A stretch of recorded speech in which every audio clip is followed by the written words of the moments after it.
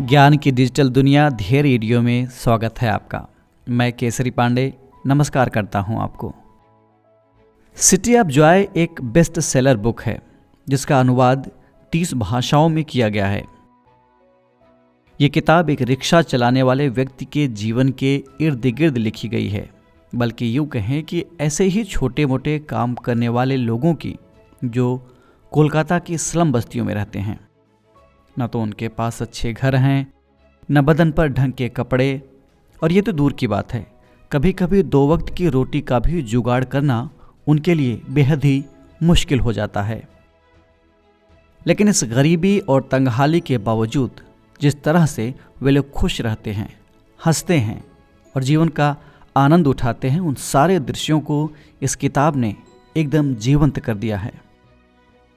जाहिर सी बात है कि इतने जीवंत कहानी को कोई भारतीय या बंगाली ही बेहतर लिख सकता है जो कि यहाँ का मूल निवासी हो।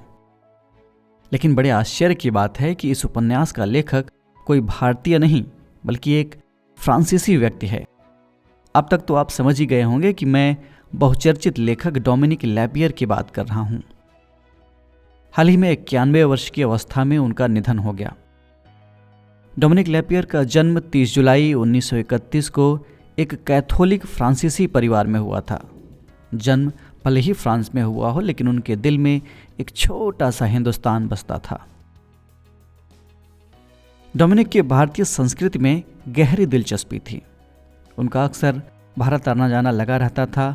कलकत्ता प्रवास के दौरान वे कलकत्ता के स्लम एरिया, उस समय इसको कलकत्ता बोला जाता था, अब कोलकाता हो गया है, तो कलकत्ता के स्लम एरिया के लोगों से जुड़े उनके जीवन को उन्होंने करीब से देखा और उसे उपन्यास के रूप में अपने शब्दों से मूर्त रूप दे दिया।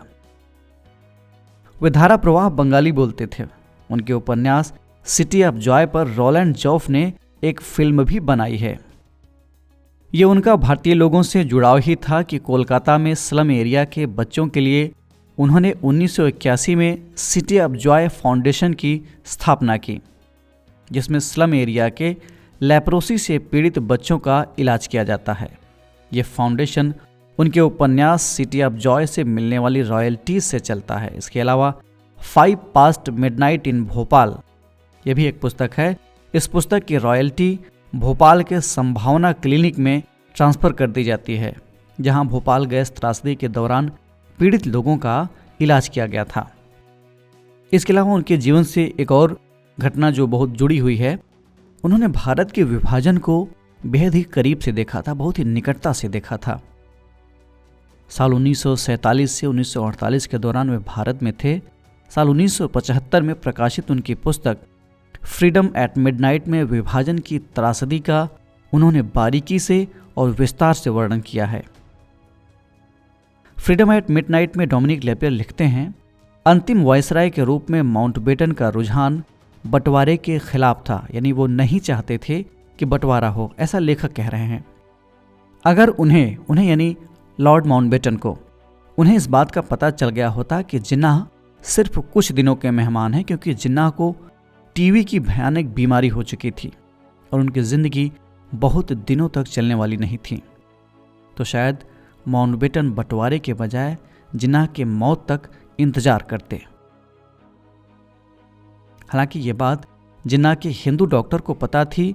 उसने जिन्ना को इस बात के बारे में बता भी दिया था, यानी उसने अपने मरीज से इस बारे में कोई विश्वासघात नहीं किया था, क्लियर बता दिया था।